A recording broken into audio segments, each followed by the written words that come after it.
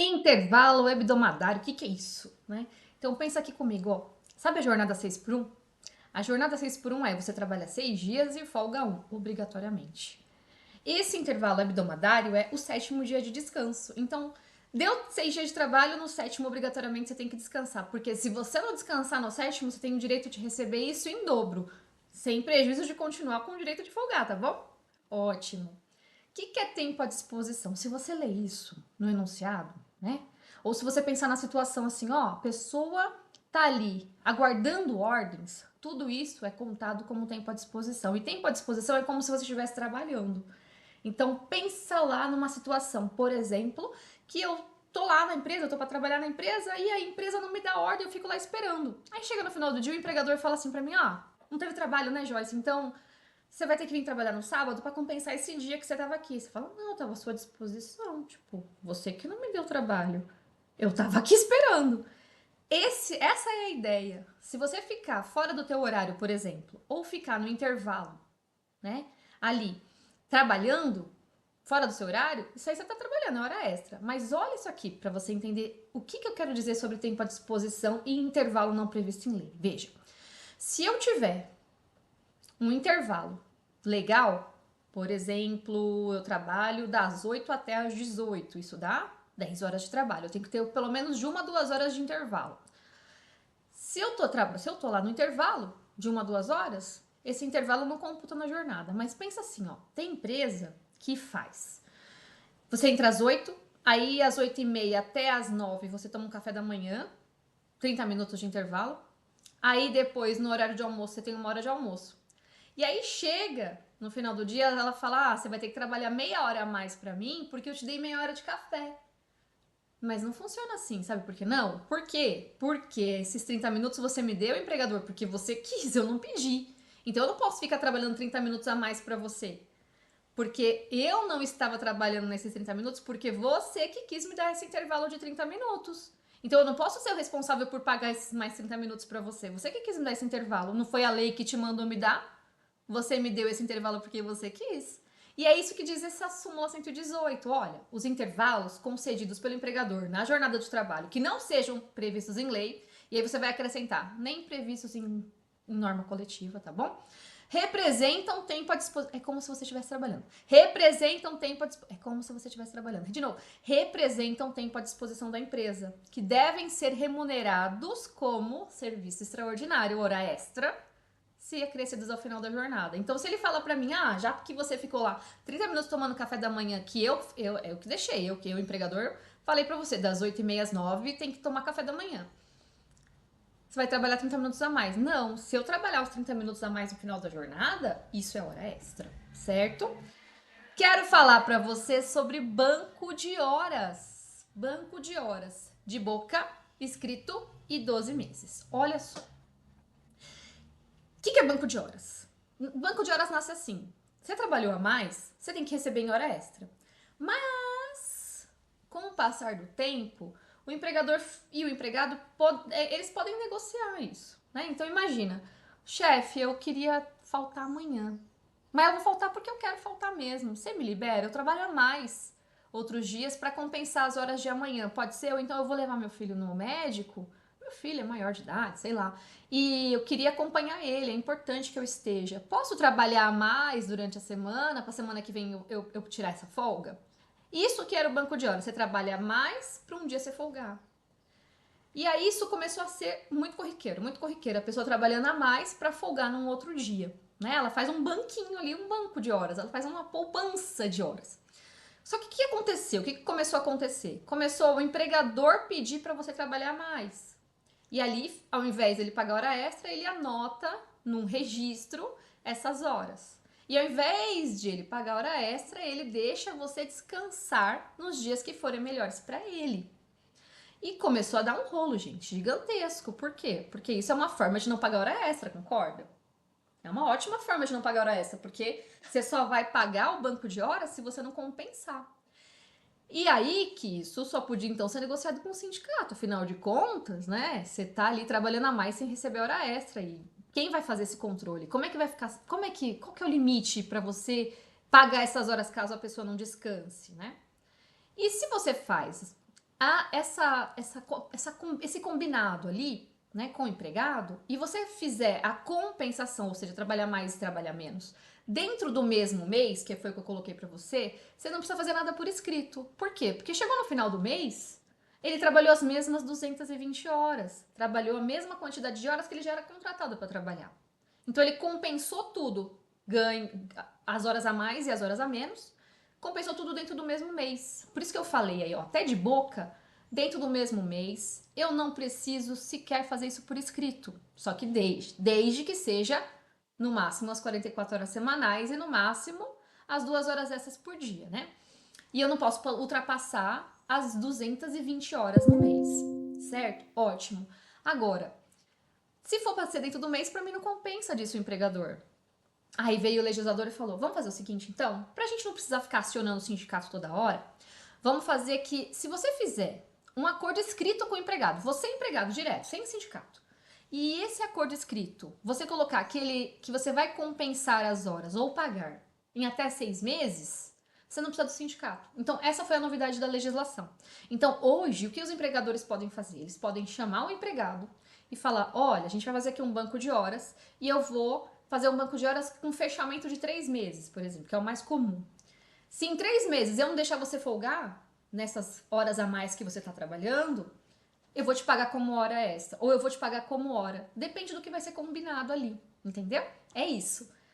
Só que aí, o empregador falou: ai, 3 meses, 6 meses tá pouco, eu queria mais. Aí o legislador disse: bom, se você quer mais tempo, acima de 6 meses, para você pagar ou deixar essa pessoa descansar, você vai ter que negociar com o sindicato. Por isso que eu fiz esses 3. Se for compensação dentro do mesmo mês, é de boca, não precisa por escrito. Se for compensação de até 6 meses, não precisa de sindicato, mas tem que ser escrito.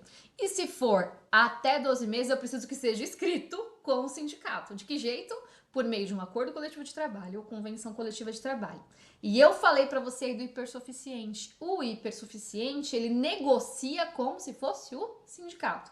Então, o hipersuficiente também pode fazer por escrito, direto com o empregador, que a compensação de horas dele vai ser feita em até 12 meses. E banco de horas negativo? Será que tem alguma coisa que prevê? Na prática, o banco de horas ele foi criado para o empregado trabalhar mais e depois ele folgar. Então, se o banco de horas está negativo, isso pra gente, advogado trabalhista, por exemplo, parece ser uma falta de administração correta dessa folha de ponto.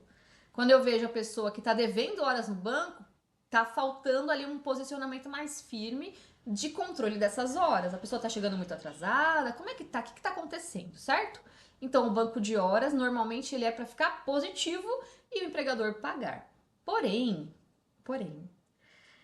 veio uma lei, que é a 14.457, e tem o artigo 9º lá. Essa lei, ela trata do apoio à parentalidade. Então, ela prevê uma situação específica que permite um banco de horas negativo, a pessoa entrar mais tarde, porque ela tem uma criancinha que precisa de atenção, de cuidado.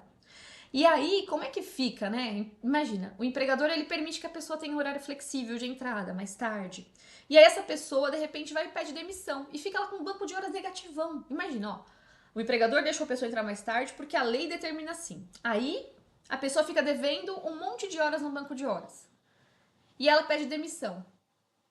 Como é que fica esse banco de horas negativo? Aí a gente tem uma possibilidade na lei, que é essa lei, artigo 9º da lei 14.457, que prevê a possibilidade de descontar da rescisão dela se a pessoa não quiser ou não puder compensar as horas que ela está devendo no banco de horas negativo durante o aviso prévio. Mas é uma situação super específica, tá bom? Super específica. Como regra, você vai pensar assim: se não tiver negociação coletiva prevendo a possibilidade do banco de horas negativo, por que negociação coletiva? Por causa do tema 1046.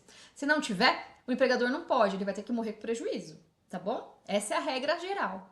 Porque não tem nada na CLT que permita o banco de horas negativo. Quem que permite? Só essa lei 14.457, na situação do apoio à parentalidade, onde eu tenho uma flexibilidade de horário para mulher entrar, ou para o guardião, também pode ser homem, né?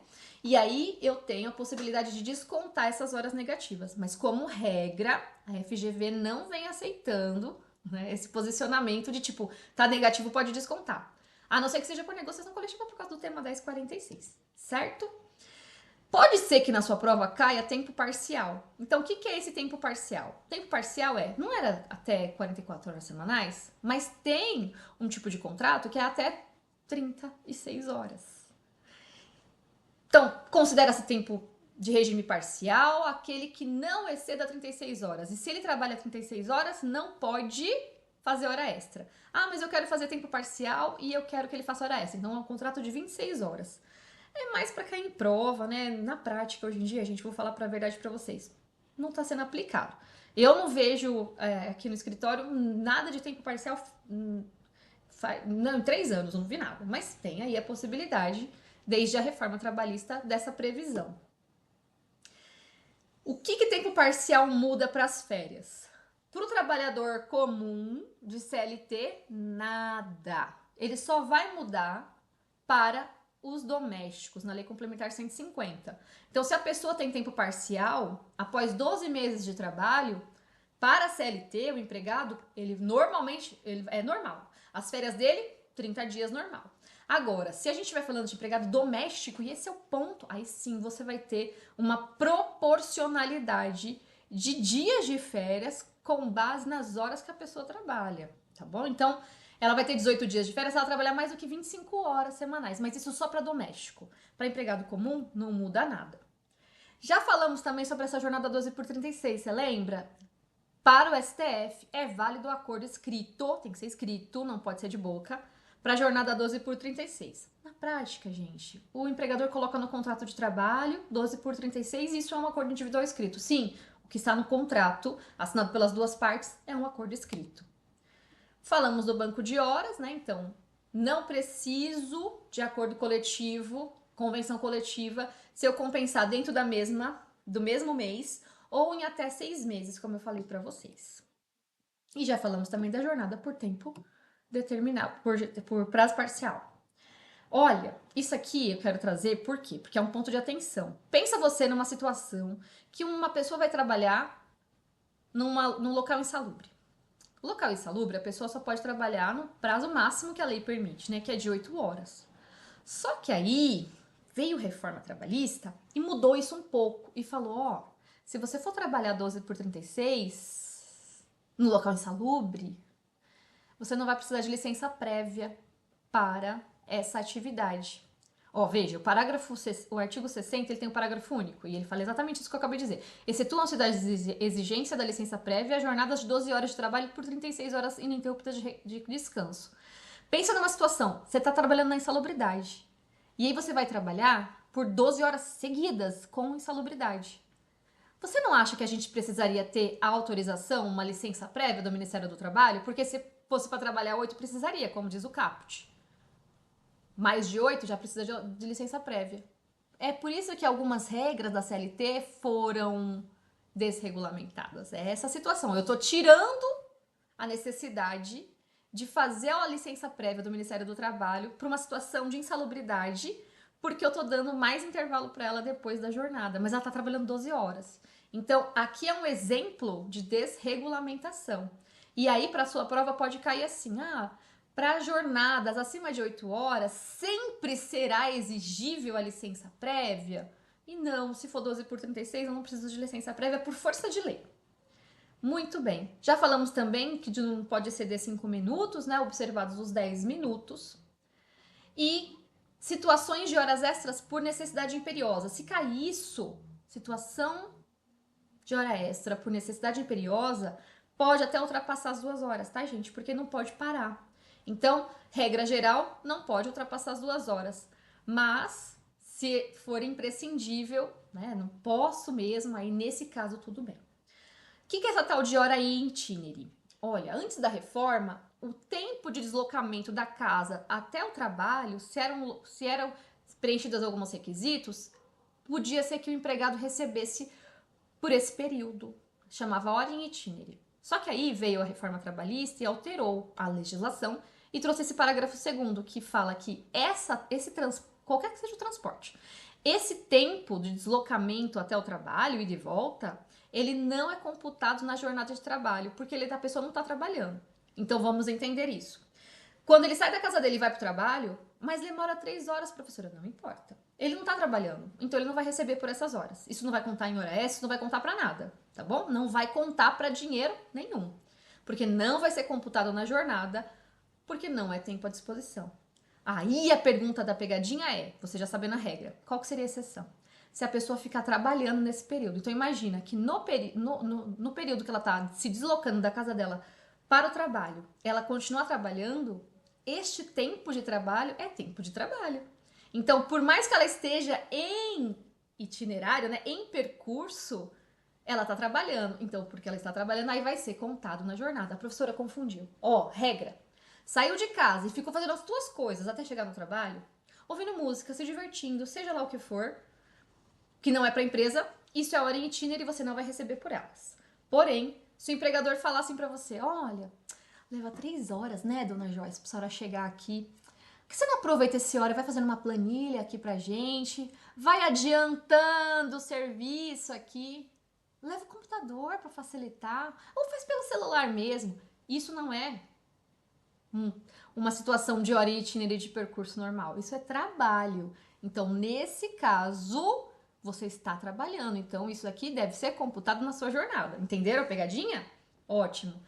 Eu trouxe aqui para vocês essa questão de acidente de trajeto. Por quê? Porque, embora eu não pague por essa hora, que o empregado sai da casa dele e vem pro trabalho, ou sai do trabalho e volta para casa, eu não pago isso para ele, né? Isso não é hora de trabalho. Mas se você se acidenta nesse percurso, nesse trajeto, isso daqui é contado como acidente do trabalho. Então vamos entender. Uma coisa é a parte trabalhista, e a parte trabalhista diz assim: olha, você não recebe pela hora de deslocamento, de percurso, que é a hora itinerária, você não recebe. Mas se você se machucar no percurso para o trabalho, aí nesse caso, isso aqui é acidente do trabalho, então eu vou considerar este acidente do trabalho como acidente do trabalho mesmo, vou ter que emitir CAT por este acidente do trabalho, vou precisar acionar sim, porque isso aqui é um acidente do trabalho, entendeu? Então a gente tem uma lei previdenciária que fala sobre isso. Equiparam-se também acidente do trabalho, por efeito dessa lei, o acidente sofrido pelo segurado, ainda que fora do local de trabalho. Pensa numa questão que pode misturar previdenciário com trabalho? É essa daqui. E veja, percurso da residência para o local de trabalho ou a volta, qualquer que seja o meio de locomoção. Qual que vai ser a pegadinha? Ah, só se for no ônibus. Não, é qualquer meio de locomoção, inclusive o próprio carro.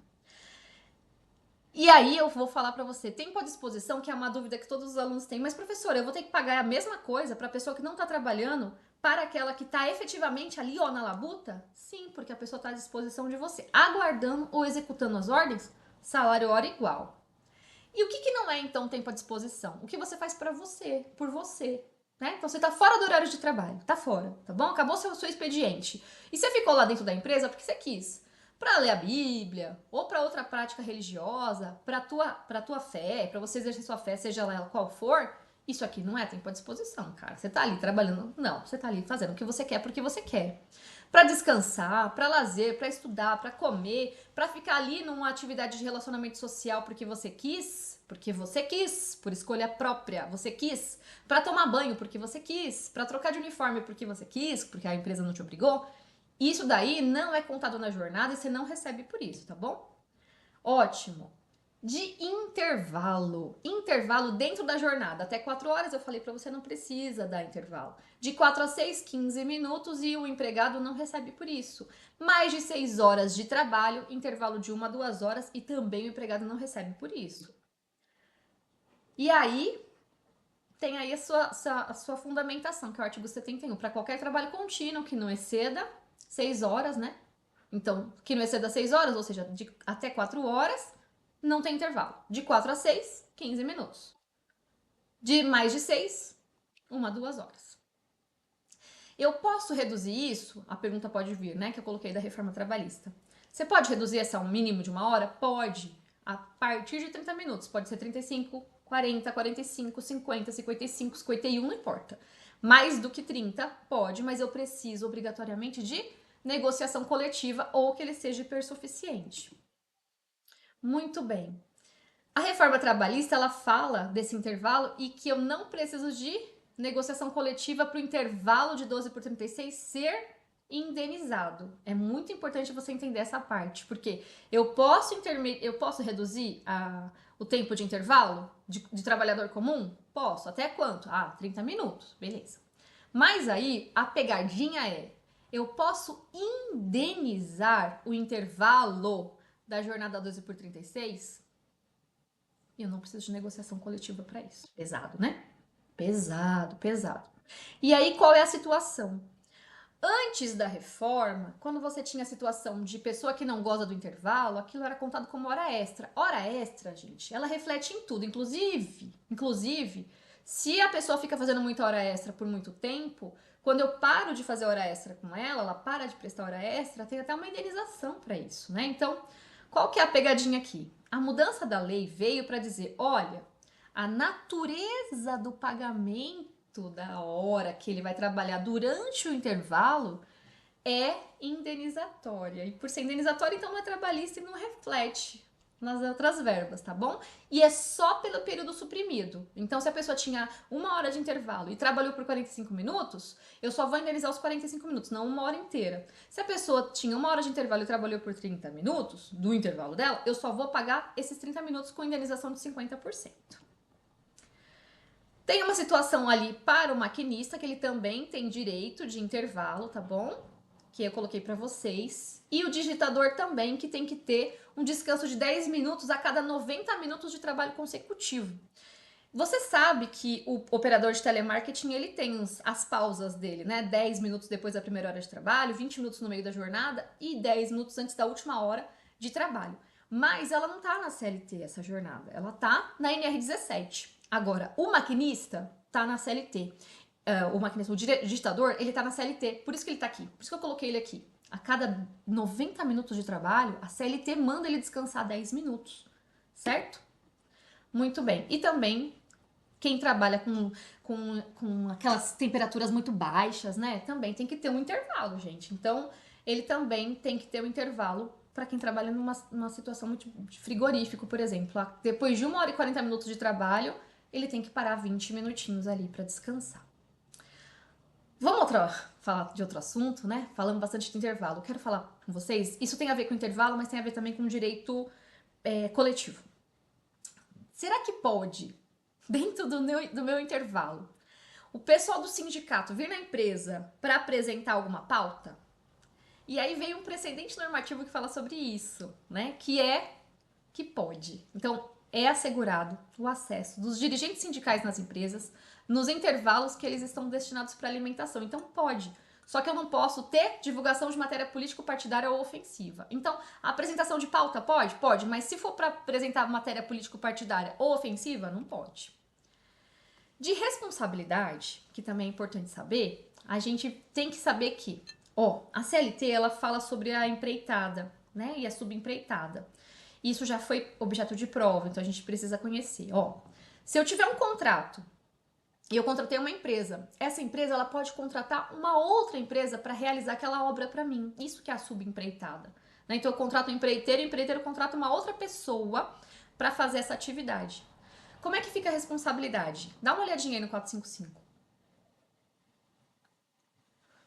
O 455 da CLT, ele fala nos contratos de subempreitada, responderá ao subempreiteiro pelas obrigações derivadas do contrato de trabalho que celebrar. Veja, eu estou fazendo a obra, eu sou um profissional que faz obras, por exemplo, né? Um pedreiro. Eu fui contratado pela subempreiteira, né? Só que eu estou trabalhando para quem? Para o dono da obra. Aquela casa que eu estou construindo, aquele muro que eu estou construindo, quem recebeu o dinheiro para aquilo, primeiro o dinheiro do dono da obra, foi o empreiteiro. Então, imagina, eu posso poder cobrar dele também, porque se eu não pudesse, gente, imagina como é que ia ficar. Então, olha o que a CLT fala, Nos contratos de subempreitada, responderá o subempreiteiro pelas obrigações derivadas do contrato de trabalho que celebrar, cabendo, todavia, aos empregados o direito de reclamação contra o principal, pelo inadimplemento daquelas obrigações por parte do primeiro. E o empreiteiro principal pode fazer ação regressiva contra o subempreiteiro. Por quê? Porque, veja, como é que eu faço? Eu sou o dono da obra. Aí o dono da obra paga para uma empreiteira. Vamos imaginar R$1 milhão. para fazer a construção de uma casa. Nossa, super casa, né? Mas vamos imaginar. E aí ele pagou para ela. Só que ele não faz todas as atividades. Aí ele contrata outras empresas. Uma para pôr o muro, outra para fazer impermeabilização, a outra para fazer a piscina, a outra para fazer. Ele vai contratando empresas para fazer isso. O que acontece? Vamos imaginar que um desses trabalhadores dessas empresas não recebe o seu salário, né? 1 mês sem salário, 2 meses sem salário. Ele vai entrar com ação. Contra quem ele vai entrar com ação? Teoricamente, ele teria que entrar com ação só com quem contratou ele. Mas a lei fala, não, eu não posso prejudicar esse trabalhador. Ele pode também entrar com ação contra o outro empreiteiro, o principal. Aquele primeiro que foi contratado pelo dono da obra. Só que o que acontece? Esse original, que é o empreiteiro, ele pode ser demandado? Pode, mas ele também pode entrar com ação, que é essa ação regressiva, contra um outro empreiteiro, aquele que ele contratou, que é o subempreiteiro, o verdadeiro contratante daquela pessoa que entrou com a ação. E aí, para garantir algum direito para esse empreiteiro principal, a CLT fala, ó, você pode reter, você não ia repassar um dinheiro para ele? Não precisa. Pode segurar esse dinheiro. É permitida a retenção das importâncias para a garantia das obrigações, certo? É isso. Bom, sobre rural, se cair rural, o que pode cair, que normalmente é a questão do adicional noturno. Para o rural, o adicional noturno é de 25%. Pode, não tem problema. E para agricultura, das 21 às 5 horas. E para pecuária, você vai lembrar das 4 patas, das 20 às 4. Tá bom? Essa é o lembrete que você pode fazer sobre a hora noturna do rural. Para agricultura, das 21 às 5. E para pecuária, lembra das 4 patas do boi? Então, 4 patas das 20 às 4. 4 patas, 4 das 20 às 4. É a hora noturna. Quer dizer, se uma pessoa é rural, né? Ele vai contar para você lá que trabalha na área rural, com atividade rural. E aí ele fala, a pessoa trabalhava até as 21 horas. Aí você vai lembrar, puxa vida, é rural. Mas o que ele fazia? Ele trabalhava com a pecuária. Então, ele já tem uma hora de... O que é? Adicional noturno. Por que ele tem uma hora adicional noturno, professora? Porque para pecuária, a partir das 20 já é noite. A partir das 20 já é hora noturna. Igual das 22 às 5 na área urbana, é para pecuária com quem mexe com boi. A partir das 8 horas já é considerada hora noturna. E se fosse agricultura? Aí não teria hora extra, né? Não teria hora extra, não teria hora de adicional noturno. Por que não? Porque até as 21 horas. Então, para quem trabalha na agricultura, das 21 às 5. Para quem trabalha na pecuária, das 20 às 4. Trouxe mais umas informações aí para vocês, se vocês quiserem printar ou receber o material também, pode solicitar. Mãe social, quem é essa pessoa? Bom, pensa numa situação que existe uma criança, um adolescente, numa situação de vulnerabilidade, né? Que a gente antigamente chamava de menor abandonada. É uma situação de vulnerabilidade extrema. Existem pessoas, mulheres, acima de 25 anos, que trabalham no acolhimento dessas pessoas, dessas crianças ou adolescentes em situação de vulnerabilidade. E elas trabalham onde? Num local chamado Casa Lar, que é uma unidade residencial mesmo. E essas mães sociais, elas não viram mães dessas pessoas, não tem uma adoção, elas são empregadas, né? Eu até coloquei aí a aldeia infantil para vocês verem depois, se vocês quiserem conhecer histórias de mães sociais. Mas lembra, o que a OAB pode cobrar? Que elas podem abrigar até 10 menores e os direitos delas. E na lei não tem previsão de hora extra. E nem a previsão de 1/3 constitucional de férias. Então tem que tomar muito cuidado, porque os restos dos direitos elas têm, comuns, previstos, mas elas não têm direito a hora extra. E não tem na lei 1/3 de férias. Professora, mas é de 87, a Constituição é que trouxe em 88 o 1/3 de férias, exatamente. Então, se cair na tua prova mãe social, ele não vai falar mãe social, ele vai contar uma história de que é o que tem ali, por exemplo, uma casa-lar, é uma pessoa em situação de vulnerabilidade e é menor de idade, né? Se ele vai contar essa história pra você, você vai pensar, opa, é mãe social. O que mãe social não tem? Não tem hora extra, tá? Não tem hora extra. Ela não tem. Mas ela tem jornada? Não também. Por isso que ela não tem hora extra, não tem jornada. Mas ela tem DSR? Tem. 24 horas de DSR. Trouxe uma juris para você ver depois, ó, que a atividade não é compatível com a ficção de jornada de trabalho. Razão pela qual a referida lei não garante direito a horas extras para mãe social. Falando de outras profissões, né, que você já viu que mãe social é uma profissão diferente, né? Pensa no professor. O professor, ele trabalha e ele tem férias, ele tem 2 férias por ano. E o que acontece?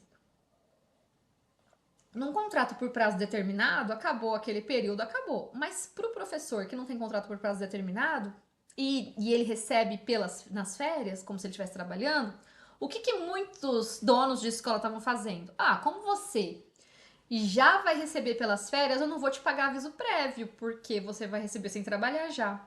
E aí veio uma súmula, que é a súmula número 10, que fala: olha, o direito ao salário do período de férias, que é assegurado aos professores, não exclui o direito do aviso prévio, mesmo que ele seja dispensado no término do ano letivo ou no curso das férias escolares. Então, não é porque ele tem férias remuneradas sem trabalhar, por exemplo, né? Ou porque acabou o ano, que ele não vai ter aviso prévio. Ele vai. Mas veja, é por um contrato por prazo indeterminado, né, gente? Porque se for um contrato por prazo determinado, aí é outra situação. E aí é um sexto a mais por causa do repouso semanal remunerado. Então a semana é de 4,5, né? Normalmente a semana não tem os meses têm meses com 4 semanas, meses com 5 semanas. Então, para facilitar a conta pro RH, a gente faz uma conta de 4,5. E aí tem um acréscimo de um 6. Por que é o acréscimo de um 6? Porque não é 6 por 1 que trabalha? Pensa comigo. Como é que eu vou fazer o DSR de um professor? Eu faço a conta de um sexto, porque eu trabalho 6 dias e folgo 1, não é isso? Que é o DSR, trabalha 6 e folga 1, pelo menos? É. Então, todo mundo tem direito de DSR? Todo mundo. Inclusive o professor? Inclusive o professor. E como é que eu faço essa conta? Eu faço essa conta por 1,6. Então, o professor que recebe salário mensal na base de hora-aula, ele também tem direito de um sexto para título de DSR. E aí eu considero para esse fim um mês de 4 semanas e meia. Ficou confuso? Vamos falar. Quando você é professor, você pode ser contratado para trabalhar, por exemplo, 10 horas por semana. Entendeu? Aí, o que acontecia? As escolas não estavam querendo pagar DSR, porque eu só trabalhava 10 horas. Então, teve um monte de problema, teve um monte de ação nesse sentido. Um monte, um monte. O que o TST fez? O TST se uniu e falou, vamos fazer uma súmula. E fez essa súmula 351 e falou assim, peraí, vamos facilitar a vida de todo mundo? Esse assunto tá vindo muito, tá? Né? Atrapalhando aqui o andamento dos processos, que a gente tem que ficar vendo e revendo o mesmo assunto. Vamos fazer uma súmula. E aí que eles fizeram? Como é que você vai fazer o cálculo RH? Se a pessoa trabalha, por exemplo, por hora aula, e você tem dificuldade de fazer o cálculo do SR dela, você vai fazer um cálculo de um sexto, tá bom? E é só isso, é bem simples, né, na verdade.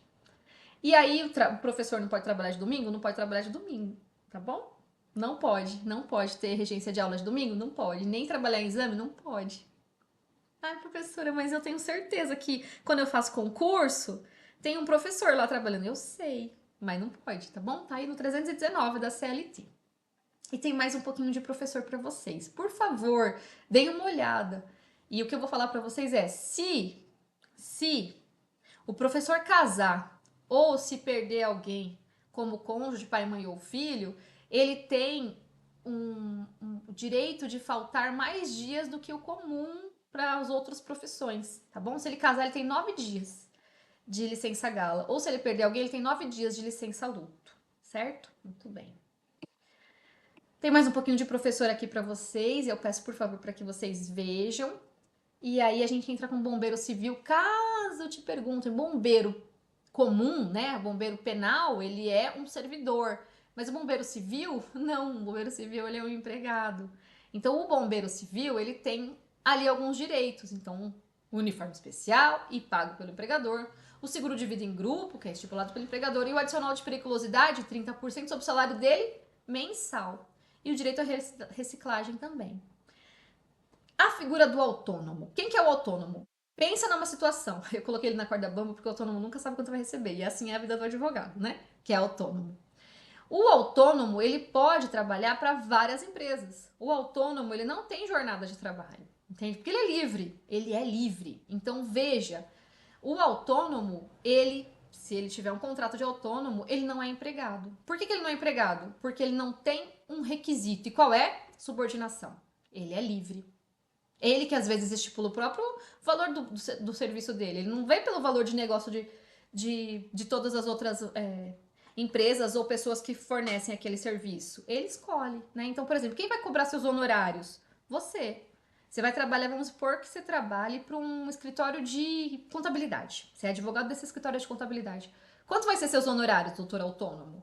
Você que vai estipular. Ah, eu quero cobrar 10 mil reais. Se ele aceitar, negócio feito. Existe isso na relação de emprego? Não.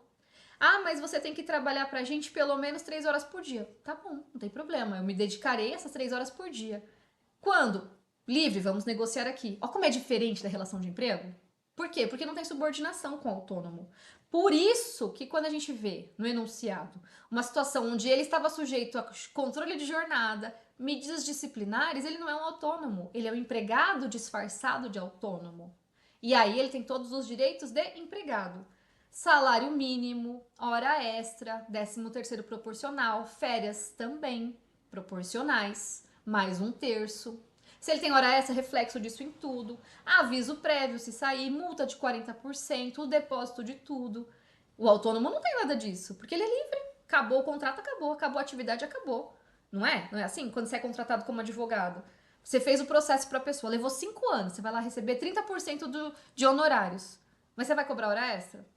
Não, você não era empregado dele. Você vai cobrar férias? Não, você não era empregado. É isso. O autônomo é livre.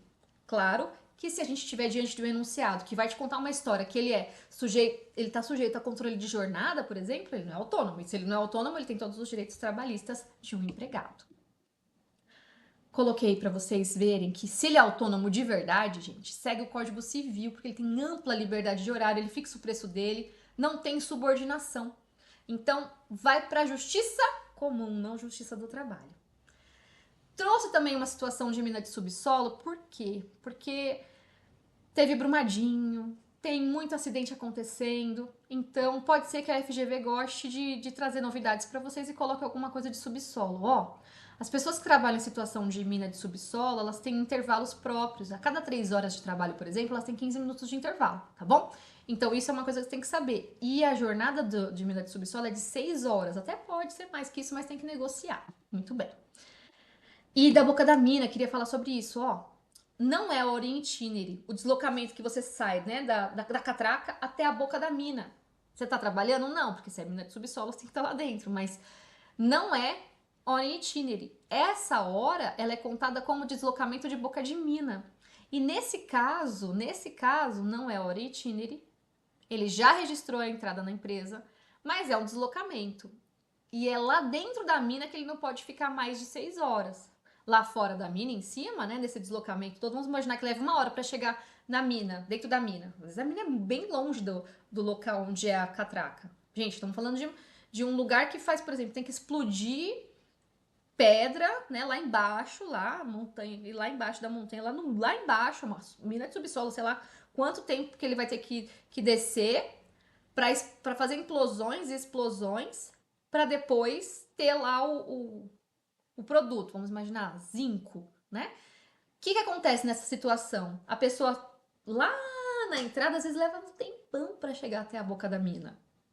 E essa hora que vai ser computada ou não vai ser computada? Ela vai ser computada, mas ela não é hora em itinere, porque a pessoa não saiu da casa dela, já passou na catraca.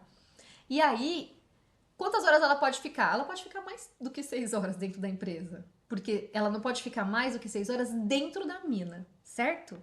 É isso. Então, dentro da mina, no máximo que a pessoa pode trabalhar é 5 horas e 45, por causa dos 15 minutos de intervalo que eu te falei. A cada 3 horas, 15 minutos de intervalo. Trouxe um pouquinho da questão do radiologista e do técnico de radiologia também. Por quê? Porque eles têm lei própria, que é a 7394. E essa lei, ela fala até de máximo de horas que eles podem trabalhar. Ficou curioso? Dá uma olhadinha nele. Mas saibam, eles têm a gratificação de raio-x também, tá bom? Então é uma ótima profissão, se você quiser. Outra dica de prova que eu quero dar é sobre o hipersuficiente. Eu coloquei até aí um superpoder, né? Por quê? Qual que é o superpoder dele? Ele pode negociar como se ele fosse o sindicato. Ah, como assim, professora? Como se ele fosse o sindicato. Então ele pode negociar aquilo que a gente viu lá.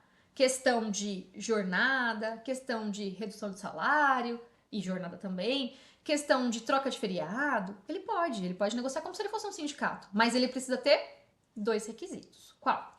Ensino superior, ele tem que ter o diploma, né? Não pode estar só cursando, ele tem que ter o diploma, tá? Tá diplomado. E o salário, não é remuneração, por favor, não se esqueçam, tá? S de estadia, S de salário. O salário tem que ser maior ou igual a 2 vezes o teto do regime geral de previdência social, que para tua prova é esse valor, 16.314,82. Professora, mas a OAB vai me cobrar esses centavos? Não, acho que não, né? Seria absurdo. Não que não existam absurdos, existem, mas acho que não. Mas se ela colocar, ele ganhava 17 mil reais. E ele tinha diploma de nível superior, ou então era advogado, que obrigatoriamente tem que ter diploma de nível superior para ser advogado, né? Senão você não faz a prova da ordem. E não é aprovado. Você não tem condição de pegar sua carteira sem ter sido diplomado em direito. Então, bacharel pode ser. Hipersuficiente? Pode. Desde que ele tenha salário superior a 2 vezes o teto do regime geral de previdência social. Igual ao superior, tá bom? Joia. Falei pra vocês do prazo de anotação na carteira, que ele tem 5 dias úteis para anotar a carteira. E o salário, né? Que pro empregador é muito, pro empregado é pouco. O que é salário? Tudo que o empregador paga pra você é salário? Não. Nem tudo que o empregador te paga é salário. Existem algumas verbas que o empregador pode te pagar, mas não é pelo seu trabalho. E já que não é pelo seu trabalho, aquele trabalho que você foi contratado para fazer, não vai ter natureza salarial. Trouxe aqui para vocês, ó, PLR, participação nos lucros e resultados. Eu tenho PLR e PPR. PLR, participação nos lucros e resultados, e o PPR é participação nos resultados. Normalmente eu não tenho lucro no PPR, né? Então no PLR eu tenho lucro e no PPR eu não tenho. Você recebe PLR porque tem uma lei, tem a Constituição e uma lei que dizem, se você recebe, né? Parabéns. Tem uma lei e na Constituição também que diz que o empregador ele pode partilhar o lucro dele com você. Isso vai te dar engajamento, né? Vai fazer com que você queira trabalhar mais e melhor.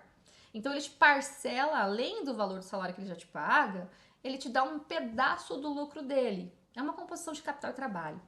Aí, como é que ele faz isso? Ele faz isso por meio de um pagamento de uma verba chamada PLR. Para você negociar o PLR, que tem que ser pactuado, você pode negociar com o sindicato ou você pode negociar direto com seus empregados. Como assim? Por comissão paritária. Então a gente faz uma eleição, parece com a eleição de CIPA? Parece. E aí as pessoas, aquele corpo de empregados, elege quem vai ser o representante deles, normalmente mais do que um, para que eles deliberem e vejam qual que vai ser o lucro que a empresa vai dividir. A empresa faz lá a oferta dela, a parte dos empregados vai negociar aquilo e eles vão chegar num grande acordo de PLR entre os empregados sem participação do sindicato. Pode? Pode. Então se cair uma pergunta assim, saiba, você tem como acertar isso. Ou também pode negociar com o sindicato, faz lá acordo coletivo de trabalho, ou o CCT, que faz lá uma convenção coletiva de trabalho prevendo as regras do PLR. Esse PLR, ele não entra como salário. Esse PLR, que pode ser pago até 2 parcelas por ano, ele não entra como salário. Por que ele não entra como salário? Porque ele é lucro.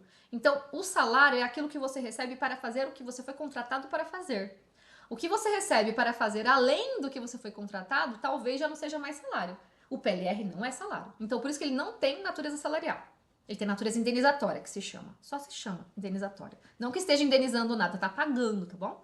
Não tem nada para ser ressarcido de indenização. Mas eles, no direito do trabalho, a gente tem dois nomes. Ou você tem natureza salarial ou natureza indenizatória. E é só isso. Você não tá indenizando nada. Você tá só pagando, tá te dando esse dinheiro. Então, o PLR é isso. Você trabalhou bem, você tinha as suas metas, e aí você conseguiu atingir suas metas, a empresa também atingiu as metas dela, todo mundo sai ganhando.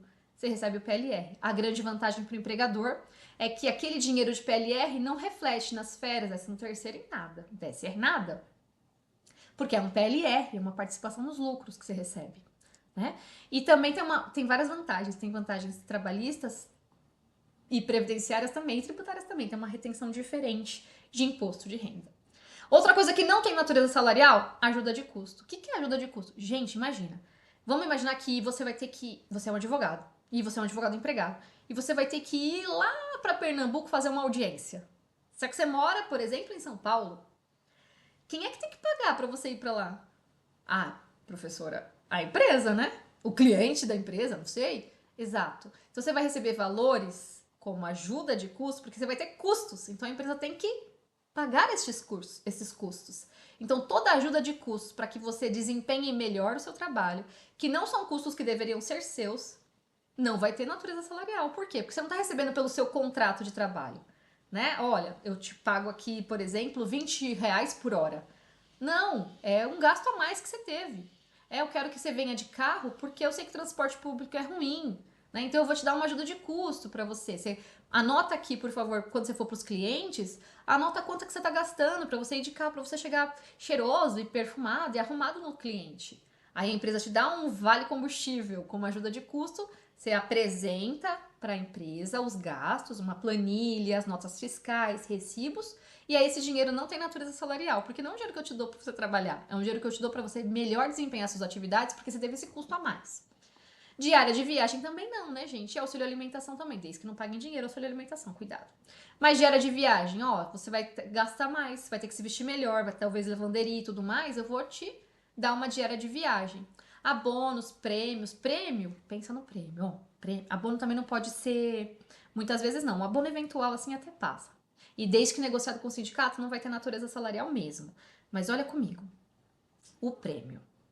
Prêmio, eu pago prêmio, eu dou prêmio para quem? Para quem tem um desempenho além daquele esperado ordinariamente.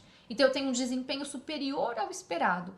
Aí eu pago prêmio. E aí o prêmio não é salário. Mas, professora, me pagou R$ 1.000 de prêmio, é salário? Não, não é salário. Ah, mas eu recebi um quadro como prêmio. Não é salário. Eu recebi uma TV como prêmio. Não é salário. Por que não é salário? Porque essa TV, você não recebeu ela porque você trabalhou melhor. Você recebeu porque você foi premiado. Então você trabalhou muito melhor. Você trabalhou muito melhor. Você ficou exemplar. Aí você ganhou uma TV.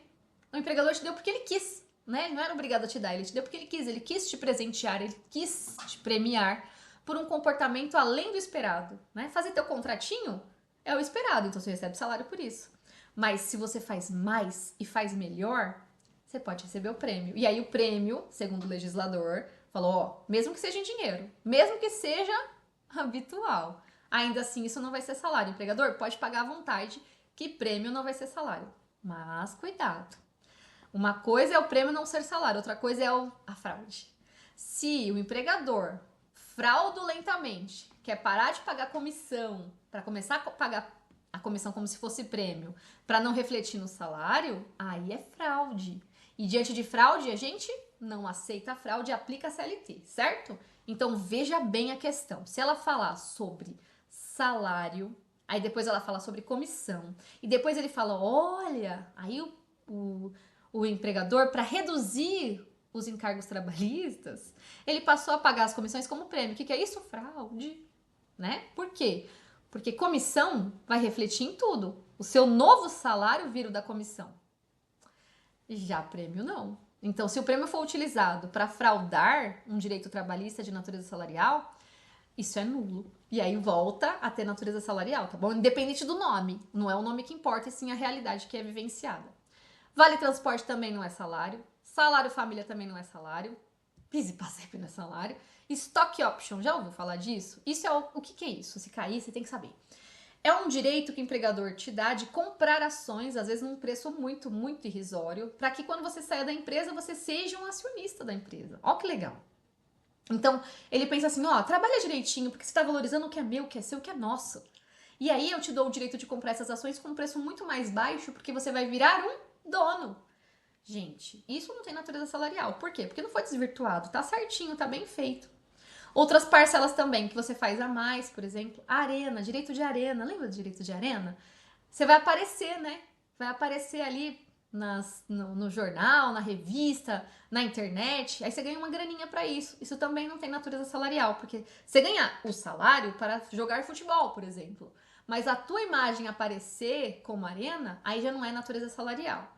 O bicho também não e as luvas também não. Professora, mas o que é as luvas? Luva, para direito desportivo / trabalhista, né? É aquele dinheiro que você recebe para você ir jogar num lugar, por exemplo, tá bom? Até coloquei aqui para vocês verem depois o que é o PLR, o que é ajuda de custo, o que é o auxílio alimentação, diária para viagem, abono, prêmios, vale transporte.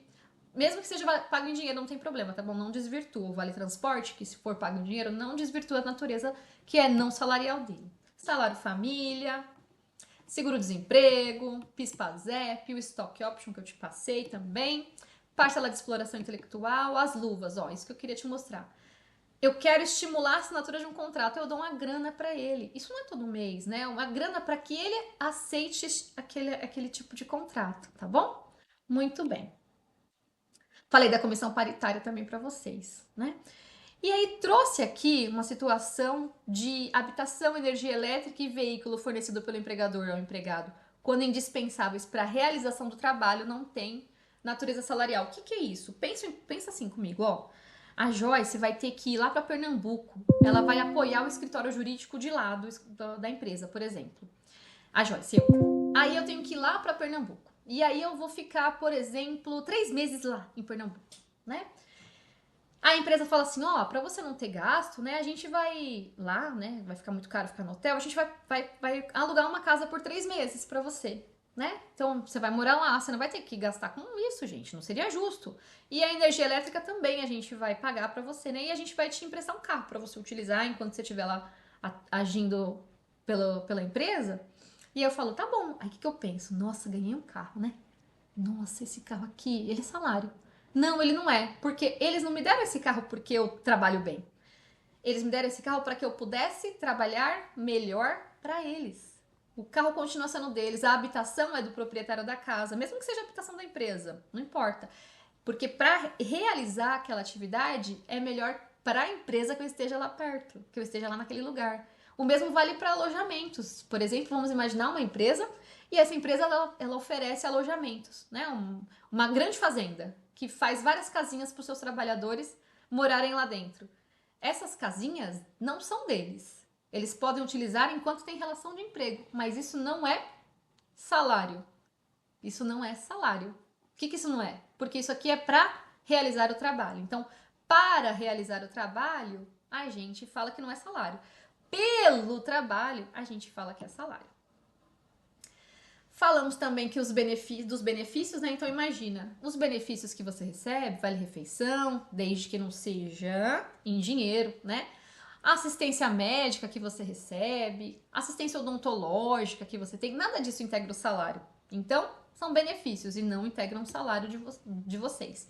Quando eu digo que não integra o salário, no final do mês, por exemplo, eu não ganho a mais do que aquele salário combinado porque o empregador paga para mim uma parte do plano médico, entendeu? Isso aí é um benefício. Benefício não se confunde com salário. Hora extraordinária, você sabe o que é? Sabe. Se eu fui contratada para trabalhar 40 horas, se eu trabalho 44, eu tenho direito a 4 horas extras. Isso é hora suplementar. E a comissão? Eu quero que você veja a comissão e lembre de prêmio. Veja a comissão e lembra de prêmio. Ó, eu posso ser um empregado que trabalha com salário mais comissão, ou eu posso ser um empregado que só trabalha por comissão. E eu posso ser um empregado que recebia comissão e parou de receber comissão. E aí passou a receber prêmio. Olha a situação. Imagina, quando você trabalha por comissão, o que você faz? Tem um salário fixo, né? Normalmente um piso que é negociado em CCT, aí você, ou o mínimo, aí você tem um piso. Vamos imaginar que você trabalha no shopping, tá bom? Já trabalhei no shopping, e era assim. O shopping tinha. Trabalhei no shopping Aricanduva. Em outros também, mas vamos falar do Aricanduva. O shopping Aricanduva era o comércio, e aí o Sindicato dos Comércios fazia a CCT, e aí na CCT tinha lá o piso do shopping. E aí eu tinha um piso. Vendendo ou não vendendo, eu recebia aquele piso. Era um bom piso na época. Mas se eu vendesse e batesse a meta ou a cota, eu recebia comissão sobre aquilo que eu vendia. Então eu recebia o meu piso e mais a comissão, certo? Existem situações que a empresa paga só comissão. Tem gente que ganha muito bem, gente, só ganhando comissão. Vamos imaginar uma indústria farmacêutica, né? E aí a pessoa só ganha comissão. O salário dela é comissão. Cada mês ela recebe um salário diferente. Cada mês é um salário diferente. Como é que eu calculo o 13º? Pela média. E as férias? Pela média, tá bom? Então é isso que é importante você saber. Comissões e porcentagens que são devidas. Aí o parágrafo 2º do 446 que fala, ó, imagina que acabou a relação de emprego. Acabou a relação. Você foi mandado embora, você pediu demissão, acabou a relação. Só que você já vendeu e está recebendo comissão. O que a empresa faz? Ah, já saiu da empresa, né? Vamos imaginar que você fechou um grande contrato e tem uma comissão lá para receber de 100 mil reais. A empresa malandramente pensa, vamos mandar ele embora, que a gente não precisa pagar a comissão dele de 6%, por exemplo. Não pode. Por que não pode? Porque se você participou disso, né? Tem direito já adquirido a receber as comissões, a empresa tem que te pagar. É isso que está no parágrafo 2º. A cessação ou fim das relações de trabalho não prejudica a percepção das comissões e das percentagens devidas na forma estabelecida pela lei. E aí que tá a pegadinha, né? Olha, pensa comigo. Você tá com um enunciado onde você é advogado do empregado. E aí o empregado conta a história para você que ele fechou um negócio e a empresa não tá pagando a comissão para ele porque a venda foi cancelada. Como tese de empregado, né? E você vai ver como é que tá no enunciado, você vai perceber essa malandragem. Ou você é advogado do sindicato, ou você é advogado do empregado, ou você é advogado do empregador, né? Então, você vai olhar e vai falar, peraí, o trabalho dele era vender. Vender ele fez. Se a venda foi estornada, cancelada, não é um problema dele, porque o risco do negócio é do empregador. Então ele tem direito de receber porque ele fechou o negócio. O pagamento da comissão é exigível a partir do fechamento do negócio. Independente do cumprimento da obrigação. Vai imaginar que a pessoa não pagou, né? Deu cano lá. Deu cano. Nesse caso também. Então, estornar e aí depois querer cobrar do trabalhador, me devolve aí a comissão que eu te paguei. Isso também não pode, gente. Imagina, mas eu já recebi a comissão, já gastei. Não pode descontar, não. Pagou, tá pago, tá bom? É sobre isso. Vou deixar aí para vocês também a UJ 397 da STI para vocês lerem depois. Porque eu quero falar de gorjeta. O que é gorjeta? Gorjeta pode ser cobrada ou paga espontaneamente. Tanto faz. Foi lá no restaurante, lá no Outback, por exemplo, outro restaurante, comeu a costela. E aí tá lá, 13% de gorjeta. É opcional, não é? É, mas tá cobrado na nota. Verdade. E aí o que acontece? Aquele dinheiro vai para quem? Aquele dinheiro vai para o trabalhador. Mesmo que seja espontaneamente oferecida pelos clientes, vai integrar na remuneração do empregado. Mas, professora, como assim? Imagina, se eu der um dinheiro por debaixo do pano, o empregador não vai ficar sabendo, né? Vai ficar mais difícil do empregador integralizar aquilo ali na remuneração do empregado. Mas ele sabendo, pago na nota, por exemplo, esse dinheiro vai virar o novo salário da pessoa no mês. E esse novo salário vai ter reflexos. Férias, 13º e na multa de 40%, sim. Mas onde não vai refletir? Não vai refletir no adicional noturno, nas horas extras, no DSR e no aviso prévio. Vou explicar. Vamos imaginar que o meu salário era R$1.000. E aí, nesse mês, a gente recebeu de gorjeta, nós somos em 3. Cada um recebeu R$3.000. Deu um salário de R$4.000, não deu? Se gorjeta fosse comissão, gente, porque não é, mas se gorjeta fosse comissão, ia lá pro adicional noturno, ia lá pro hora extra, mas não vai para lugar nenhum. A comissão não vai pro DSR. A comissão vai pro DSR, mas a gorjeta não. Vou explicar. A gorjeta é paga pelo empregado, pelo cliente para o empregado. Não é o empregador. É diferente de hora extra. É diferente de comissão. Quem paga a comissão? Empregador. Quem paga hora extra? Empregador. Aí faz sentido refletir nas outras verbas? Faz. Por quê? Porque é o empregador que está pagando. Mas quando é uma coisa que é outra pessoa que está pagando, não faria mesmo sentido isso refletir no adicional noturno, nas horas extras, no DSR da pessoa. Tá bom? Mas vai refletir em férias, 13º também. E na multa de 40% também. Por quê? Porque isso aparece no teu olerite. Então, se apareceu no teu olerite, eu vou ter que fazer o pagamento de FGTS, as contribuições previdenciárias, eu faço com base no teu salário. Então, a multa também tem que ser com base nisso, senão eu ia excluir. Ia dar um trabalhão para calcular isso na multa de 40%, certo?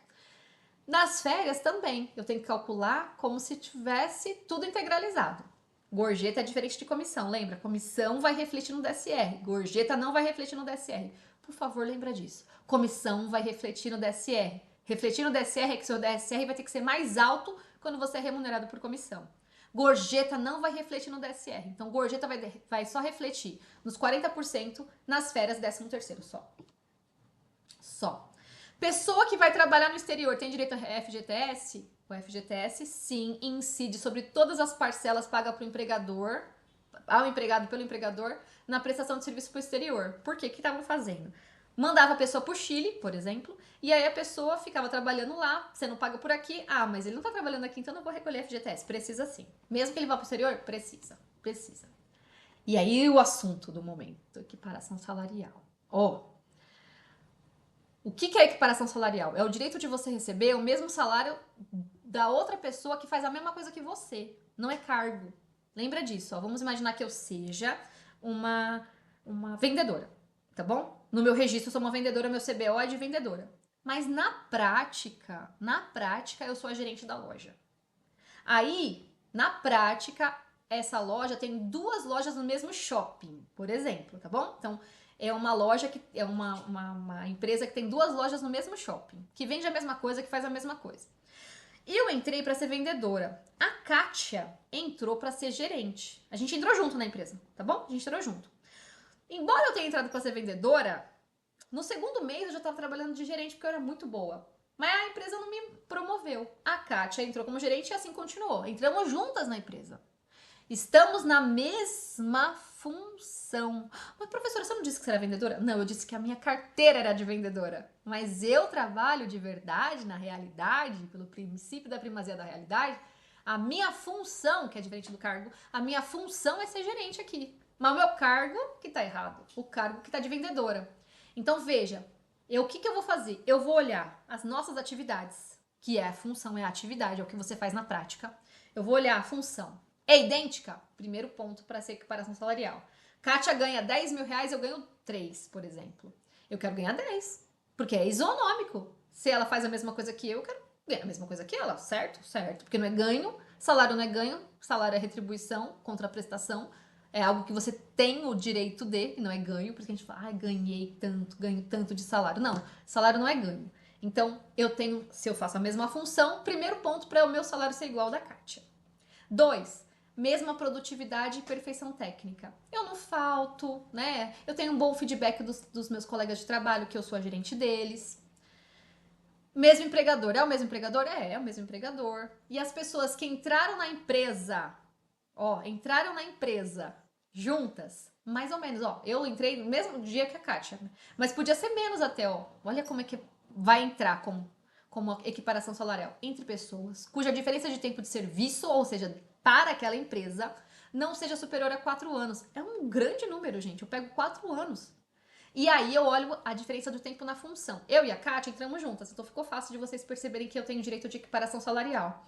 Mas para equiparação no teu enunciado, olha só se o tempo na função não é superior a 2 anos. Então, se a pessoa a Kátia estivesse, né, há 3 anos como gerente e eu entrei agora, já deu 3 anos, eu não tenho mais direito à equiparação. Mesmo que eu faça as mesmas coisas que ela. Por quê? E mesmo que eu tenha mais de 4 anos na empresa. Por que não? Porque ela está há 3 anos fazendo isso. E o prazo que a gente tem de corte, o recorte temporal é 2 anos, tá bom? É isso que é a equiparação salarial. Então eu olho para a função e não para o cargo. O cargo é indiferente, mas a função é igual? Mesmo a perfeição técnica? Elas entraram perto na empresa? Entraram. É menos de 4 anos de diferença? É menos de 4 anos. E na função, elas estão a menos de 2 anos? Então a pessoa tem direito à equiparação salarial, certo? Muito bem. O que é a tal do desvio de função? Eu fui contratada para ser vendedora, mas eu tô trabalhando como? Tô trabalhando como subgerente. Trabalho todos os dias como subgerente. Eu tô fazendo a minha função? Não. Por quê? Porque vendedor não é subgerente. Então, o desvio é fazer algo diferente daquele que você foi contratado. Totalmente diferente.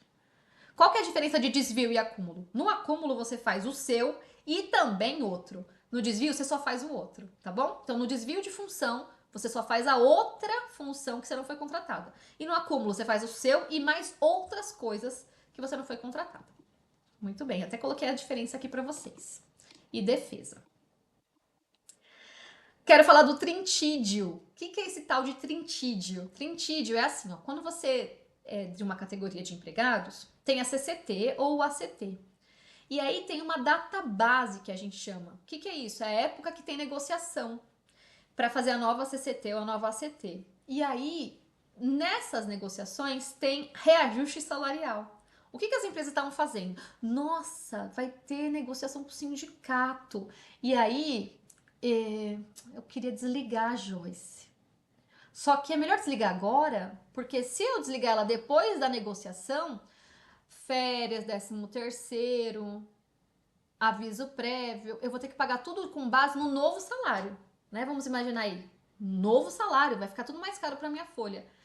Então, o que que a lei veio? A lei veio e falou assim, ó, se o empregado for dispensado sem justa causa, no período de 30 dias que antecede a data da correção salarial, terá direito à indenização adicional de um salário. Seja ele optante ou não pelo FGTS, porque na época era de FGTS, né? Que a gente estava falando sobre optar ou não pelo FGTS. Hoje todo mundo é FGTS. Mas, veja, eu tenho direito de um salário se a pessoa foi mandada embora antes da data da correção salarial dela, tá bom? Então não esquece disso, por favor. É um salário inteiro. Ó, que legal. Além de tudo, férias, 13º, tudo reajustado também, né? Porque a pessoa fez de propósito a má fé. O que é essa ação regressiva? Veja, tem situações que a empresa, ela adoece as pessoas. Não é a regra, não, mas existem empresas assim, gente. Aí, o que a Previdência fez? Opa, eu tô percebendo que essa empresa, ela não se preocupa mesmo com o bem-estar dos seus trabalhadores. Ela é negligente. Ela não tem nenhum tipo de diligência com relação às normas de padrão e segurança de higiene do trabalho. Não dá EPI, não se preocupa com o EPC, que é equipamento de proteção coletiva, né? Não se preocupa com nada disso. O que o INSS começou a perceber? Que as pessoas estavam adoecendo por culpa da empresa. Muito acidente do trabalho, muito acidente do trabalho, muito acidente do trabalho, muito acidente do trabalho por culpa da empresa, sabe? Por negligência da empresa, muito acidente do trabalho. Então, veio essa alteração legislativa em 2019 para falar, ó, a Previdência vai poder ajuizar uma ação contra você, responsável pela negligência quanto às normas de padrão de segurança e higiene do trabalho indicadas para EPI e EPC. Você, empresa, não tá dando EPI, não tá dando EPC, você pode sofrer uma ação regressiva. Tá bom? Acidente do trabalho, doença do trabalho, moléstia do trabalho. É uma mistura aqui de trabalho com previdenciário por causa dos reflexos trabalhistas disso. É um passivo enorme trabalhista aqui, né, gente? Então, também tem a ver com a violência doméstica que você pode cobrar daquele que machucou a mulher, né? Que cometeu violência doméstica. Mas o ponto pra gente aqui mais importante é essa. Temos normas de padrão de segurança do trabalho, higiene do trabalho. O empregador reiteradamente não as cumpre, é lógico que essas pessoas vão adoecer. Essas pessoas adoecendo, elas vão para o INSS, vão ficar afastadas do trabalho. Ficou afastado e tem nexo de causa ou com causa com as atividades e o empregador não toma medidas para reduzir esses riscos, para prevenção, precaução desses riscos, e tá acontecendo um monte de acidente do trabalho, um monte de doença do trabalho, o INSS não pode arcar com isso, porque não é para isso que existe a Previdência. Então, o INSS, a Previdência Social, ela pode entrar com ação contra os responsáveis. Ela pode entrar com ação contra a empresa para pegar de volta o dinheiro que ela pagou de auxílio-doença para as pessoas. Entendeu a pegada? Pesado, né? Pesado. Bom, sabe a diferença de trabalho lícito e lícito ou proibido? Trabalho lícito é aquele que a lei permite, né? Ou a lei não proíbe. O ilícito é aquele que a lei prevê regras, né? Então vamos imaginar, ó, policial militar. Pode trabalhar como segurança patrimonial? Não deveria. Mas se ele trabalhar quando ele está de folga, por exemplo, qual que é a regra, né? Uma criança que trabalha sem que ela seja autorizada pela vara da infância e juventude, porque a criança pode trabalhar, gente.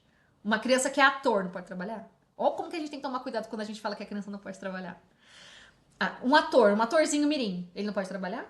Pode, mas o que ele precisa? Da autorização da vara da infância e juventude, certo? Certo.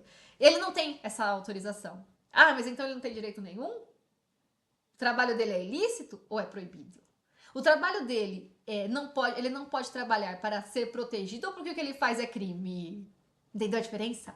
O trabalho proibido é aquele trabalho que a lei não permite que você faça para te proteger. Por isso que ele é proibido. Já o trabalho ilícito é porque a atividade é criminosa, tá bom? Olha como ficou fácil. Nunca mais vão ser problemas, né? Então, o imigrante em situação irregular, ele não deveria estar trabalhando enquanto ele não tem os documentos dele. O policial militar não deveria trabalhar. Por que ele não deveria trabalhar? Para que ele não fique estressado demais. O horário de serviço já é estressante para o policial. Agora, imagina, no horário que ele deveria estar descansando, ele também está trabalhando como, por exemplo, segurança patrimonial. É um tempo todo de muita atenção. Então, a lei vem para proteger ele. Mas o serviço de segurança patrimonial não é criminoso. Então, o trabalho dele não é ilícito, é proibido. Agora, o jogo do bicho. Ai, professora, o jogo do bicho já é outra coisa, né? Por quê? Pro jogo do bicho é uma contravenção penal. Aí o trabalho é ilícito, certo? Ó que legal, diferenciou facinho. Trouxe aí alguma coisa de proteção integral da criança e do adolescente, porque as crianças não devem trabalhar, a menos que elas estejam autorizadas pela vara da infância e da juventude. E se adolescentes trabalharem, né? Então, acima de 14 anos como aprendizes, acima de 16 anos como empregados, eles não podem trabalhar à noite. Eles não podem trabalhar com situações penosas, insalubres, né? E trouxe aqui para vocês se lembrarem que nem sempre foi assim. Olha aí, 2 anúncios no jornal de aluguel de moleque cozinheiro. Olha que absurdo. Aluga-se um moleque cozinheiro e copeiro por 30 mil mensais para tratar com José Pinto Magalhães Cardoso na rua da Estação da Luz, por cima do armazém de madeiras e veja, do senhor Eugênio Lima. Aluga-se um moleque para todo serviço. Trata-se na rua do Imperador, número 13. Olha que absurdo, né? Isso aqui era anúncio de jornal, gente. Então, a gente precisa da proteção integral da criança, porque hoje a criança é um sujeito de direitos, né? Tá bom? Coloquei aqui alguns anúncios, alguns artigos do ECA, que vocês vão estudar em ECA, né? Então, mas é bom pra gente relembrar que o aprendiz é a partir dos 14 anos, tá bom? Mais um pouquinho de doutrina da proteção integral da criança e do adolescente. Pra gente fechar com o teletrabalho, olha só, o teletrabalho é aquele trabalho que é realizado por meios telemáticos. Então, eu tenho uma diferença entre trabalho remoto, que é aquele fora das dependências da empresa, e eu tenho diferença para o teletrabalho, que é aquele por meios telemáticos. Só porque a pessoa trabalha no teletrabalho, gente, não significa que ela seja operador de telemarketing, tá bom? É totalmente diferente, nem teleatendimento. E aí, o que eu coloquei no parágrafo 9º, que o acordo individual poderá dispor sobre os horários e meios de comunicação entre empregado e empregador, desde que assegurados os repousos semanais. Porque a pessoa está dentro de casa, pode ser que ela trabalhe em um horário mais flexível, né? Às vezes ela trabalha num horário mais flexível, mas os repousos são obrigatoriamente observados, certo? E aí eu coloquei também o 75F para que vocês lembrem quem é que tem prioridade para o teletrabalho, tá? Que é o que tem guarda judicial, ou então sejam pais, né, de crianças de até 4 anos de idade. E também é uma situação, gente, pensa que o Estado tá vendo que já tem teletrabalho. Mas para quem que vai dar prioridade? Para quem mais precisa, né? Essas crianças, elas não. Onde vai ficar essa criança? Então, principalmente depois da pandemia também, a gente tem que ter um olhar mais humanizado. E eu destaquei por quê? Porque vocês viram lá que era 4 anos, né? Ó, na CLT tá 4 anos, mas a lei 14.457 alterou dispositivos e olha o que ela trouxe na alocação de vagas para atividades que podem ser efetuadas por meio de teletrabalho, ou seja, a empresa não é obrigada a colocar todo mundo no teletrabalho, mas aquela atividade pode, ou trabalho remoto, ou à distância, né? Os empregadores deverão conferir prioridade para as empregadas e aos empregados com filho, enteado ou crianças sob sua guarda judicial, não é qualquer guarda, é guarda judicial, com até 6 anos de idade. Ou então, quando a criança tem deficiência, ou adolescente, ou adulto que tem deficiência, e você que é o guardião judicial dessa pessoa, ou é filho, enteado, pessoa com deficiência também, vai ter prioridade. Vocês viram aqui, ó, na alocação de vagas para as atividades, vai ter uma prioridade para essas pessoas que estão nessa situação. A questão da humanização, né? Quem é que não tem que anotar a folha de ponto? Quem não tem? Quem tem cargo de gestão, por quê? Porque ele parece com o dono da empresa. Quem é efetivamente externo e não tem como a gente fazer esse controle desse externo. E quem trabalha por produção ou tarefa fora da empresa. Então imagina, eu trabalho, tá vendo aqui nessa parte que eu trouxe a parte da direita, que eu trago aí o pessoal de conteúdo, né? De produção de conteúdo, criação de conteúdo. Cada vez mais a gente tem esse tipo de atividade remunerada, né? Então, eu posso contratar uma pessoa, CLT, para que essa pessoa faça ali o controle de tráfego e seja o gerente de controle de tráfego de dados. E aí ele vai verificar quando mais tem chance daquela publicação minha na rede social bombar. E os horários podem ser flexíveis. Por quê? Porque eu não sei quando é que vai bombar. Então, esse empregado que está em teletrabalho, que faz uma produção ou tarefa, por exemplo, essa produção de conteúdo, né, ou então a publicação desse conteúdo, ele vai fazer isso quando é melhor para o resultado que ele quer receber de retorno da rede social. E pode muito bem vir uma questão nesse sentido, entendeu? Olha, essa pessoa, ela tá sujeita a controle de jornada? Não tá. Por que não? Porque eu não sei que horas que eu vou precisar que ela faça isso, porque na verdade quem vai ver isso é ela mesma, né? Isso para produção de conteúdo. Mas também poderia ser para outra coisa. Olha, eu te pago por tarefa, eu te pago por produção, eu não te pago por jornada, né? Eu não preciso que você fique 8 horas à minha disposição, eu preciso que você me entregue, por exemplo, 10 bolsas feitas. Quanto tempo você vai demorar?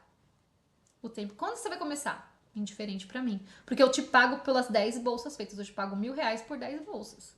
Ah, você fez 20 bolsas? Eu vou te pagar os R$2.000 porque você fez 20 bolsas. Então, é assim que funciona o teletrabalho por produção ou tarefa, tá bom? É por produção ou tarefa, então não tem jornada. Mas o enunciado vai ter que deixar muito claro para você, muito claro, que é o teletrabalho por produção ou tarefa, não só teletrabalho. Teletrabalho tem sim controle de jornada. É só o teletrabalho por produção ou tarefa que não tem. Sobre a proteção do meio ambiente do trabalho, eu trouxe aqui sobre as atividades insalubres e perigosas. O que é essa atividade insalubre, né? A atividade insalubre é a que te adoece, e a perigosa é a que te mata, tá bom? Assim, ó, ajuda muito.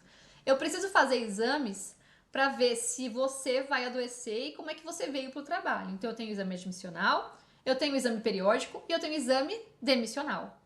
Eu tenho exame admissional, eu tenho exame periódico e eu tenho exame demissional. Qual que é o admissional? Antes de você começar a trabalhar para mim, você vai fazer um exame para ver se você tá bem, se você tem condições de exercer essa atividade. E eu vou te falar quais serão os riscos que você vai estar exposto, até para você saber também. E aí eu vou fazer exames com você, complementares, se o caso, para saber como é que estava a sua saúde e se eu agravei a sua saúde no meio do caminho. Então, o empregador nem sempre gosta de exame admissional, né? Porque às vezes, depois no periódico aparece um risco que não foi traçado lá e pode dar problema para o empregador. Mas é obrigação legal, tem que fazer exame admissional. Exame periódico no curso do contrato de trabalho, dependendo da profissão, você vai ter que fazer a cada 2 anos um exame com este trabalhador para ver se ele adoeceu no trabalho, tá bom? E aí, quais são os riscos que ele está exposto?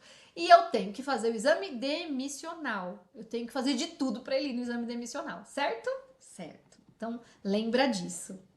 E a questão dos exames toxicológicos para quem? Para motorista profissional, certo? Posso pedir exame toxicológico para advogado? Gente, o que é a atividade de advogado vai colocar em risco a saúde e meio ambiente do trabalho para você pedir isso, tá bom? Então, acho que já extrapola. Então, se caísse uma coisa assim, você vai na lei. A lei fala de motorista profissional. Não tá falando de outros tipos de atividade, de outros tipos de atividade, não. Só de motorista profissional, certo?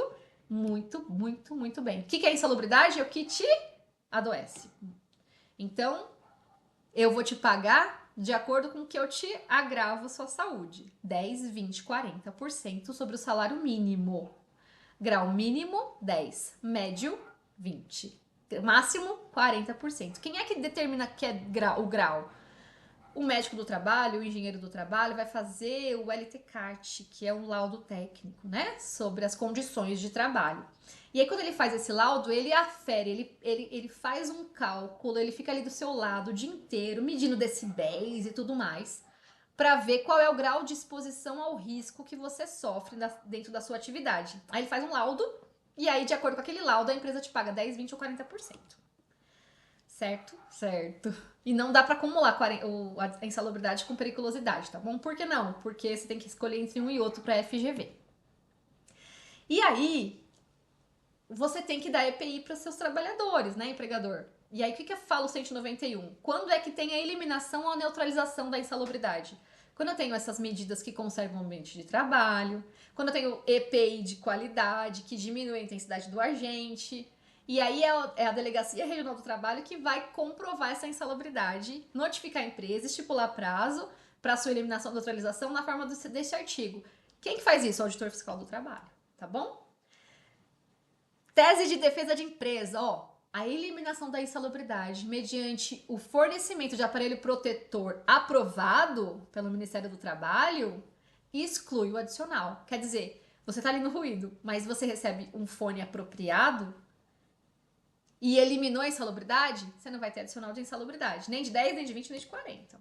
Tá bom? É isso. Coloquei algumas outras também para vocês conhecerem sobre os equipamentos de proteção individual, tá? com relação à insalubridade também. Olha como tem muita coisa, né? Depois, por favor, dá uma olhadinha. E a periculosidade. O adicional de insalubridade, você viu que 10, 20, 40. Periculosidade é 30, tá bom? Então, quais são as possibilidades de você receber? É risco de morte. Morte instantânea. Morte na hora, morte instantânea. Inflamável, morte na hora. Explosivo, morte na hora. Energia elétrica, ferve teu sangue, morte na hora. Foi roubado, sofreu violência física, vai ser lesão corporal, pode até morrer, né? Então, morte. Colisão, atropelamento, outra espécie de acidente ou violência na atividade profissional de uma autoridade de trânsito, morte também. Então, você tem direito, como você tem o risco de vir a ter uma lesão corporal ou a própria morte, você tem direito de periculosidade. Eu tô brincando assim porque esse assunto é super pesado, né? Mas, gente, ninguém vai pro trabalho pra adoecer, pra morrer. Então, se você faz uma atividade, né, você é empregador, e as pessoas que trabalham para você estão expostas a esse tipo de risco, é claro que a gente precisa remunerar isso essas pessoas, porque senão ninguém também nem ia querer trabalhar com isso. Então, o adicional de periculosidade é um dever, tá bom? Do empregador e um direito do trabalhador.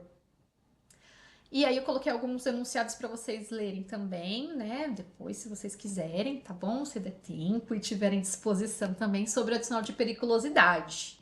Mas o mais importante, que sempre tem uma situação de pergunta na prova, é se a gente pode acumular adicional de periculosidade e insalubridade. E a CLT, ela garante para o empregador que ele não precisa pagar os dois, que o empregado pode escolher ou optar qual que ele quer pagar, certo? Não é que ele vai receber o mais vantajoso, não, ele pode optar. O LTCAT eu falei para vocês o que é, né, que é esse laudo.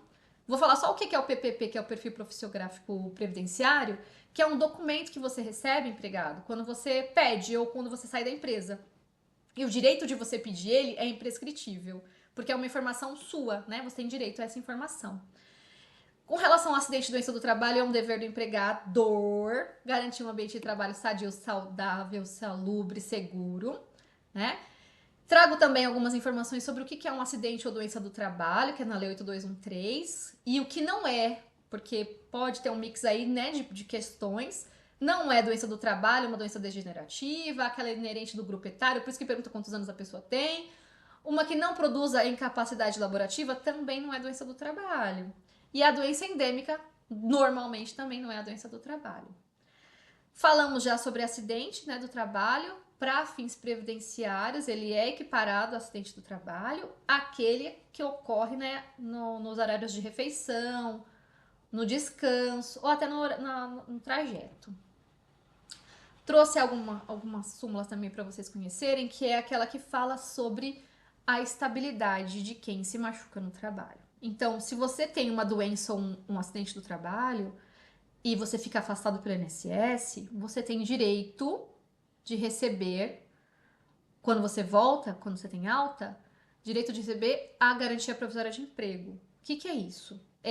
O empregador não pode te mandar embora por 12 meses, pelo menos, tá bom? Desde a sua alta, se você teve um acidente ou doença do trabalho com afastamento previdenciário. Você não pode ser mandado embora sem justa causa, certo? É isso. E se você for mandado embora sem justa causa, você pode ser reintegrado, tá bom? Pode receber indenização também por isso. Muito bem. Tudo sobre acidente que eu quero mostrar para vocês. Mesmo que apareça no curso do aviso prévio, o acidente do trabalho, mesmo, ó, súmula 371 fala que se aparecer no curso do aviso prévio um afastamento, né, com essa situação do aviso do auxílio doença, que é quando você vai para o INSS, ainda assim eu tenho uma situação de contrato ativo no curso do aviso prévio, né? Aviso prévio é contrato ativo. Eu só fui avisado que eu não vou mais continuar ali na empresa, mas é contrato ativo, então tá valendo também. E como a gente tem muita novidade com relação a doenças psicossociais, né? Também é importante a gente saber que também tá valendo com relação a doenças psicossociais, o afastamento previdenciário ou acidentário. Se tiver com relação com o trabalho, o afastamento é acidentário. Se não tiver relação com o trabalho, o afastamento é previdenciário. Esse NTEP e o CNAE são siglas que são... O NTEP é o Nexo Técnico Epidemiológico. O que é isso? Tem atividade que necessariamente vai te adoecer, né? Então, existe um nexo, uma ligação entre a atividade e a doença. E aí, por causa dessa ligação, o CNAE da empresa, que é a Classificação Nacional de Atividades Econômicas, o CNAE do empregador, aquele CID, ele gruda no CNAE. É só isso. Eu não acho que a OAB vai tão pesado, mas como a gente tem que se preparar para o jogo duro, e eu quero que vocês gabaritem trabalho, né? É importante você saber o que é esse tal de NTEP. É isso, é um nexo entre, é um nexo técnico, ou seja, a doença tá ligada àquele CNAE. A doença tá ligada àquela atividade desempenhada pelo empregador.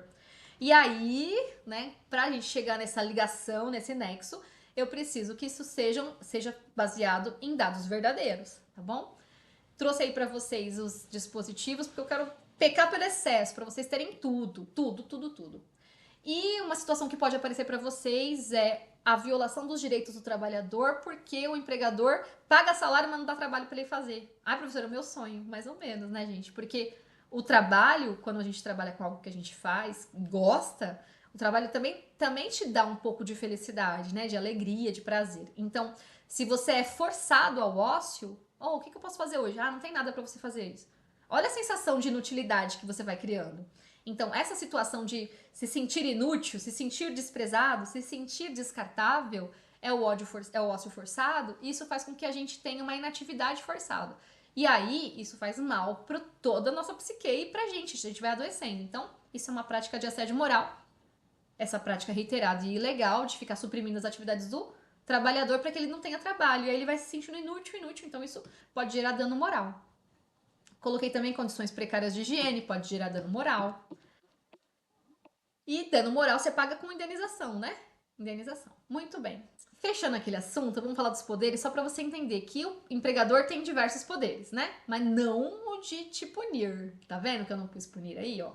Diretivo, que é dirigir a atividade. Regulamentar, que é criar as normas, né? Como é que vai ser o uniforme e tudo mais, desde o razoável, claro. Fiscalizatório, que é fiscalizar a sua atividade, não você, não sua pessoa, não pode te seguir para ir no banheiro para ver quanto tempo você demora. Mas também o disciplinar, não é punitivo, é disciplinar. Ó, advertência, suspensão, dispensa por justa causa. Isso não é punitivo, é disciplinar. Usar uniforme. Quem é que higieniza o uniforme, gente? Quem higieniza o uniforme é o empregado, né? A não ser que o empregador fale, tem que lavar com este sabão específico aqui. Ah, aí você vai dar um gasto a mais pro empregado, aí não tá certo. Nesse caso, aí é o empregador que tem que pagar. Dentro ainda dessa situação de empregador, eu trouxe para vocês a questão da sucessão. Suceder, né? Um pro outro. Sucessão é isso, vai de um vai pro outro, vai de um pro outro. Essa questão da sucessão não afeta o empregado, né? Ah, mas a gente vendeu aqui a empresa para um grupo. Meu amigo, eu continuo trabalhando para você, então eu não posso ser. Ah, mas é porque agora todo mundo trabalha 44 horas semanais, né? Porque a holding é assim.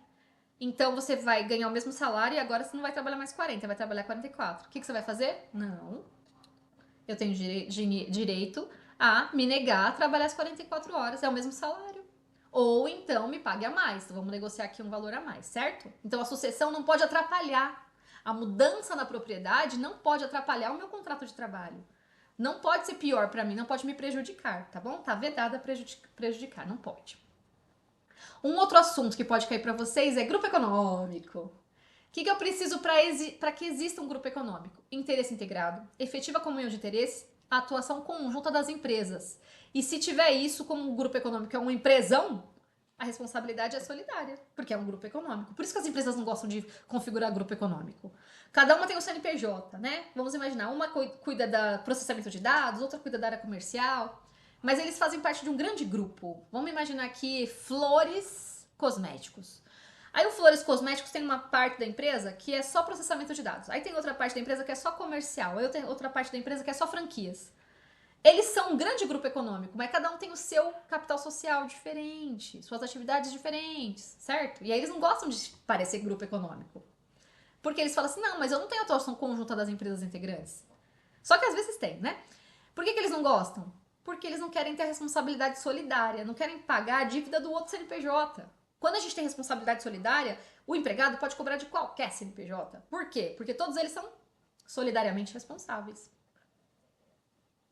Então, normalmente, as empresas não gostam que fique configurado o grupo econômico. Como é que você vai ver no teu enunciado? Você vai ter que ver os elementos. Interesse integrado, ele vai ter que te contar. Efetiva comunhão de interesses e atuação conjunta das empresas fica no grupo econômico, vai configurar o grupo econômico. Do sócio retirante, agora tá acabando, eu prometo. Ó, sócio retirante é aquele que saiu, né? Aquele que sai da sociedade. Saiu da sociedade, ele não tem que ficar pagando a vida inteira por aquilo, porque ele figurou como sócio. Eu vou olhar as demandas que foram ajuizadas até 2 anos desde que ele saiu efetivamente da sociedade, tá bom? Se foi mais do que 2 anos que ele saiu, ele já é sócio retirante, já saiu, já tá retirado. Não é nem retirante, já retirou. Já saiu, então ele não tem responsabilidade. Mas se faz menos de 2 anos, aí eu tenho uma ordem de preferência de cobrança. O empregado primeiro que saiu, né, que tem direito de receber, ele vai cobrar da empresa devedora. Aí o segundo, se a empresa devedora não tiver dinheiro, vai para os sócios atuais. Terceiro, se nem a empresa tem dinheiro, nem os sócios atuais têm dinheiro, aí que vai para o sócio retirante, tá bom? Mas isso é quando ele saiu direitinho da sociedade. Se ele só saiu no papel para não ter que pagar a dívida dos outros, aí é fraude. Aí eu posso cobrar dele direto, certo?